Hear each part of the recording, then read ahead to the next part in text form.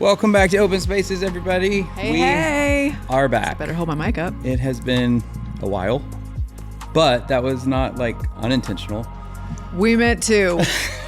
Leave the people wanting more. That's right. That's podcast 101. Oh my gosh, as if we know. Right.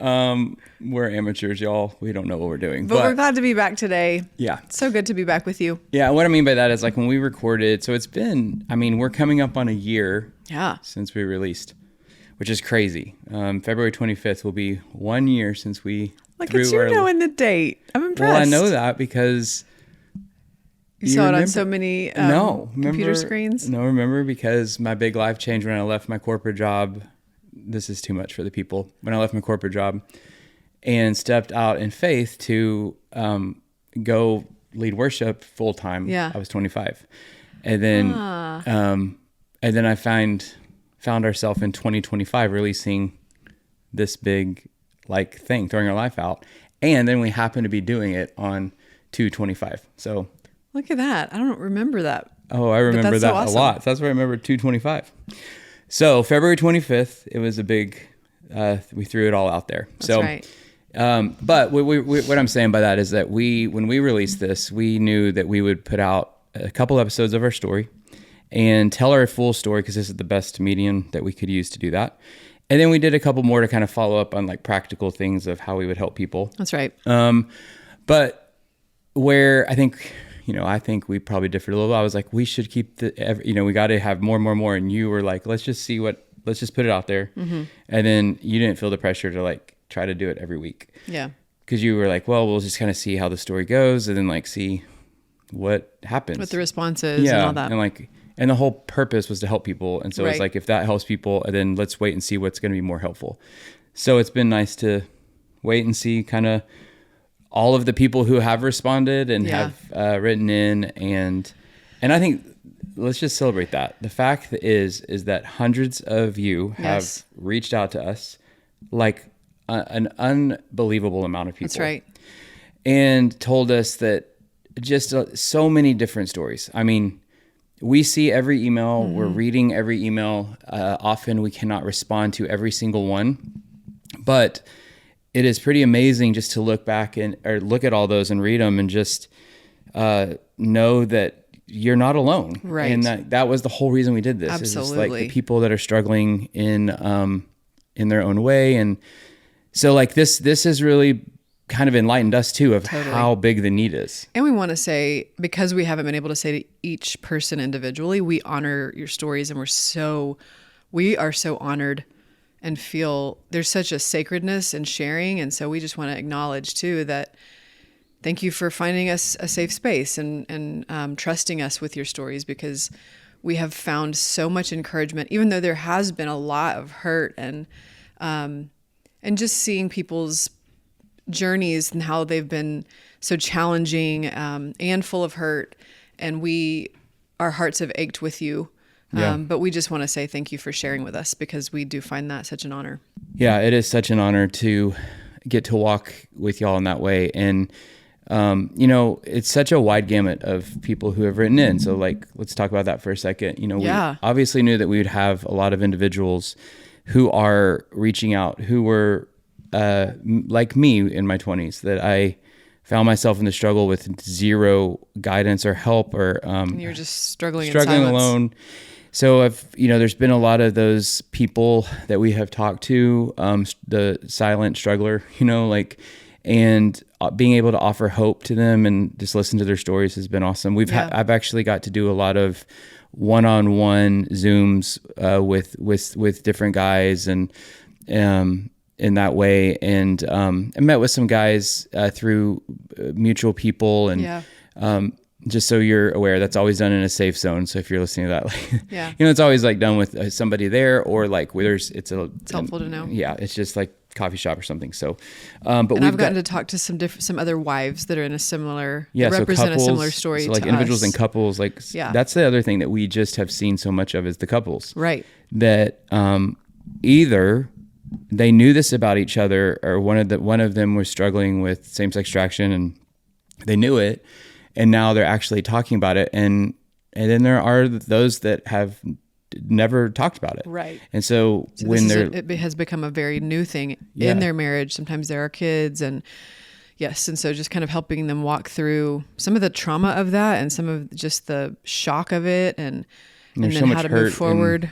It's hard. Yeah. And there's so many different stories being played out, but you've gotten to talk to wives. Yes. And encourage a wife that feels alone and doesn't understand, right, how does this work for my husband? And I didn't know this, or I did know this, but like, help me understand how you've walked it. And so that's been, and some of them, I think some people find themselves in this place of like, oh my gosh, what does this mean? Does this mean like we have to get divorced now? And might not feel like they have a lot of options. So it has been amazing to get to express, if you want to, there is another option. If this is something that you want and that makes sense for your relationship and that you can see yourself in. And so that's been really cool to bring some hope and just some tools into that zone.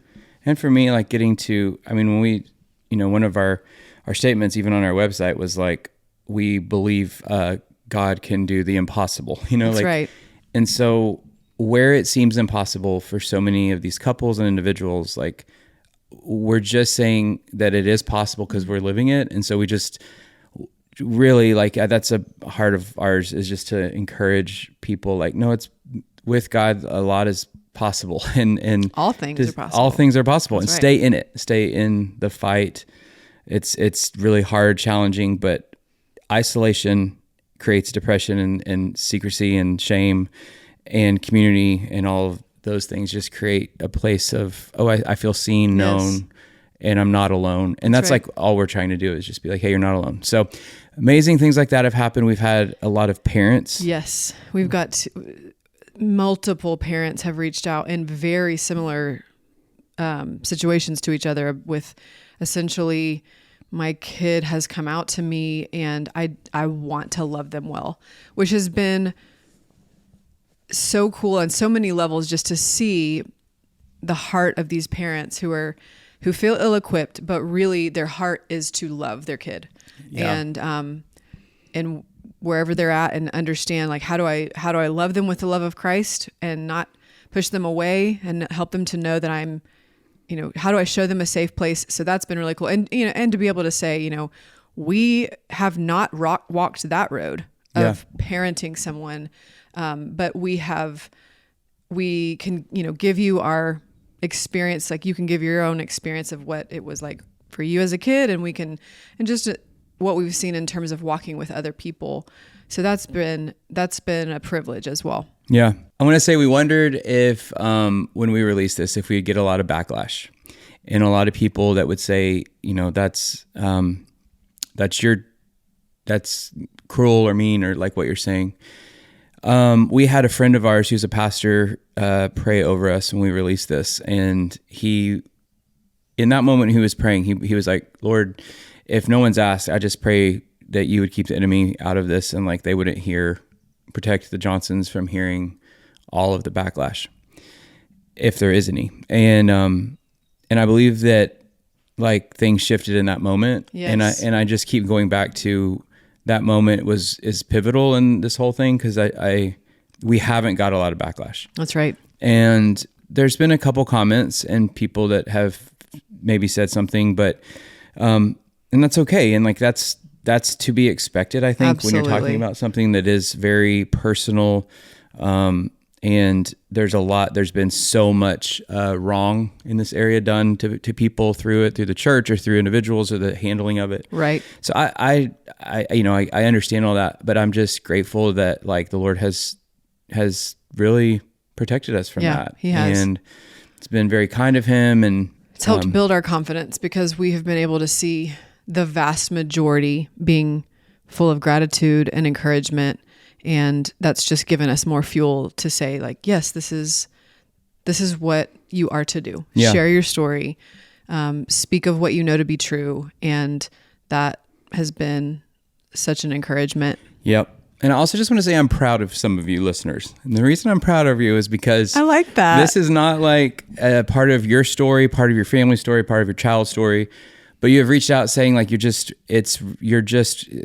grateful to learn about this. Yes. Which is a whole nother reason why we did this. Absolutely. And so I just thank you for being willing to listen to this. Thank you for being willing to learn and grow in your understanding and like in an uncomfortable topic. So anyway, proud of so proud. Stay curious, friends. Proud of our listeners. We do have one cool story that we're on staff at Passion City Church. That's right. In Atlanta, Georgia. So I'm the worship pastor. Jordan's on the worship team as well, and we both lead worship every Sunday. So like we're at our church, serving our church, and that's like that's 10 years of being at Passion. So at our church, we had there's this really cool story that we recently just kind of got told and received an email about, but how would you say like the night before? We had heard another story and that had been discouraging, and it just came just recently, and this was the first one that we've like. Right, this was the first story that we had heard like this, but it was essentially it was very discouraging. It was people that did not appreciate our message and kind of some of the and what they did kind of in their own personal response to it. And it was hard. It was just hard to hear. Yeah. It was, and it was discouraging to us. And it really had an impact on you. Yeah. When we heard it, like profoundly. So yeah, you told me we were going to bed that night and I was like in my head and I regretted that timing. Yeah. We learned early in marriage, you never have serious conversations getting in bed. Well, we definitely haven't abided by that. Well, we got better because the first year of our marriage, when we get in bed and you'd want to talk serious, and I was like, this is not the time. Yeah. Anyway, that's a marriage podcast. But that had gone. I had been in my head that day, and then one of our pastors had met with somebody who who shared his story of coming to our church. Finding our church through open spaces. Yep. And that was the first time we had ever heard of that. Loving our church and seeing God do things in this couple's life, and shares the same struggle, and was just grateful that we'd be talking about it. So like, it was so kind of God to like, within 24 hours, just to be able to hear that story coupled with the other. And I think that was just God just being like, I got it. I got you. Keep going. Yeah. So sweet and so kind. So what have we been up to?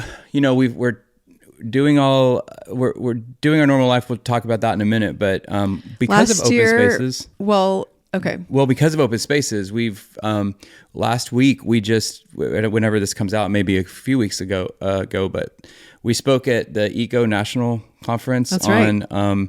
We did a breakout. We did a breakout for this conference that was it was awesome. And we did a breakout on how the church should handle the topic of same-sex attraction. Yes. And what I was so encouraged by is there are so many leaders in the room lining the walls of just like taking notes on like, how do we address this topic within our church that is kind and loving and still biblical. That's right.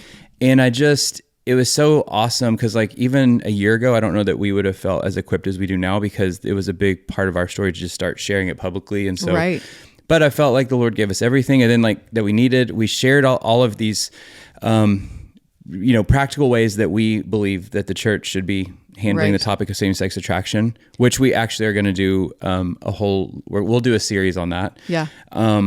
And then we got to do a Q&A. And then we did a Q&A for an hour. That was super cool. It was so awesome. That was to hear the questions, because they were such great questions. And again, it showed the heart of these church leaders to really want to engage this conversation well. So I think that is just an encouraging thing for us all to know that like people are wanting to do this, and they're wanting to talk about it. They're wanting to do it well, and they're wanting to overcome the fear and the stigma. So be encouraged by that too, because that was exciting. Yeah. And like you said, it was awesome to see.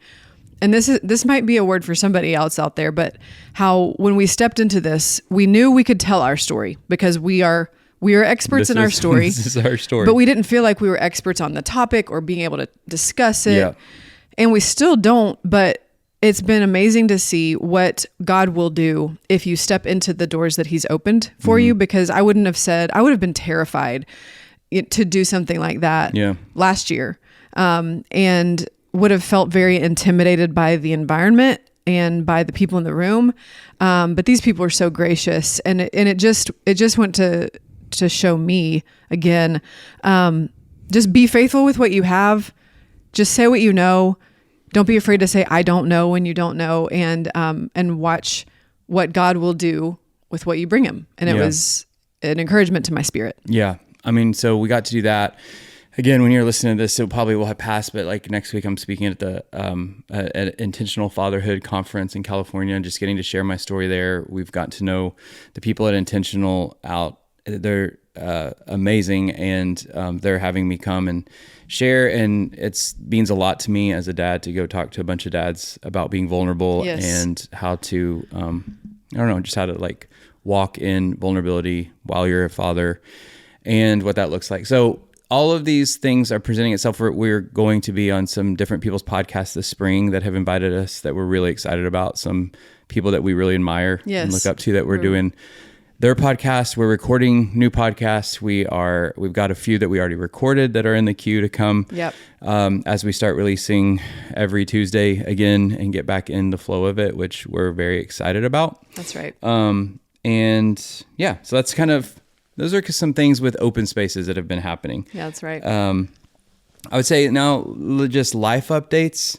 What's been happening in our world.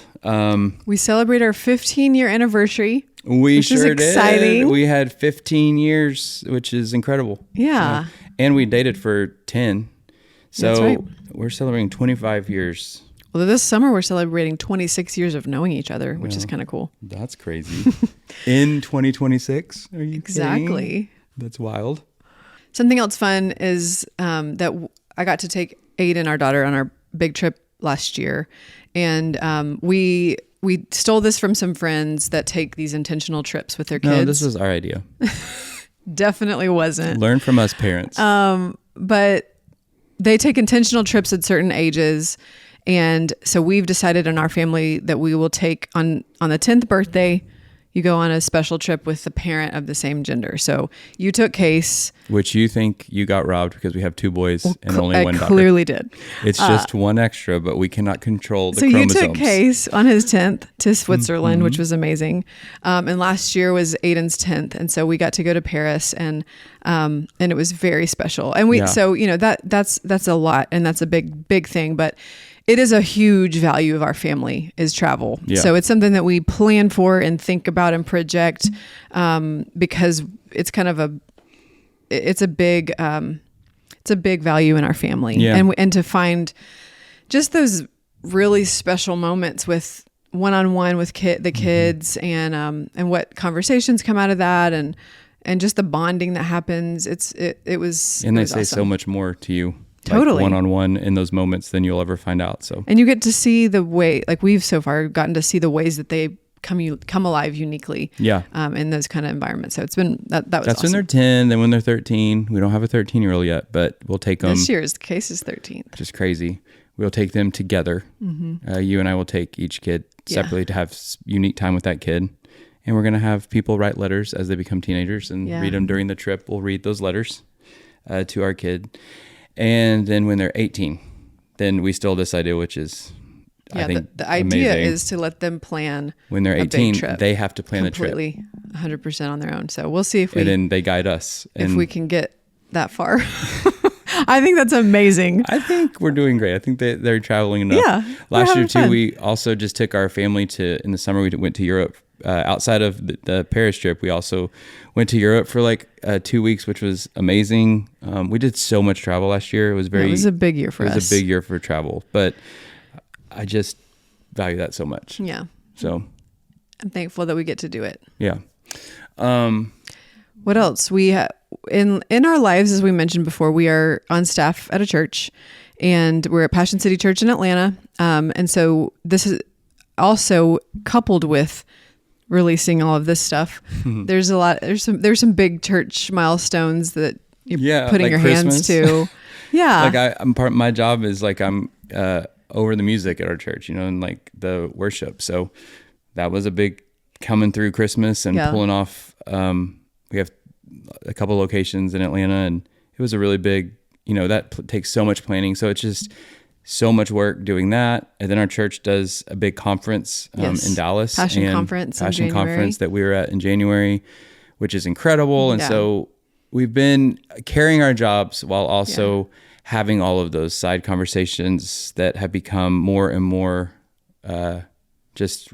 normal for us like, to be. And we just say that because if you feel like we've gone dark, we're working and we're doing stuff. We're doing our best. That's right.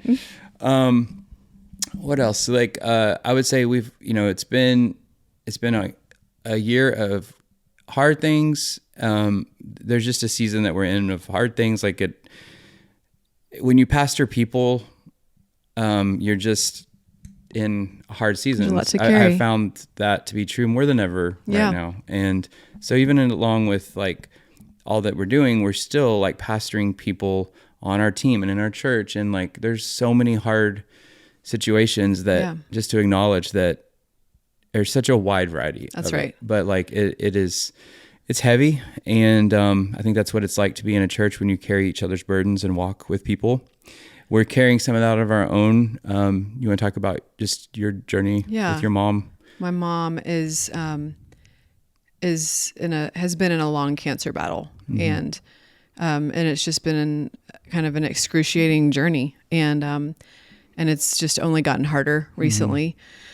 There have been some really beautiful moments in it, and the biggest of which is that she knows Jesus, she loves Jesus, and she's not afraid of where she finds herself. And we have a massive hope that she will be with him and that we'll celebrate that.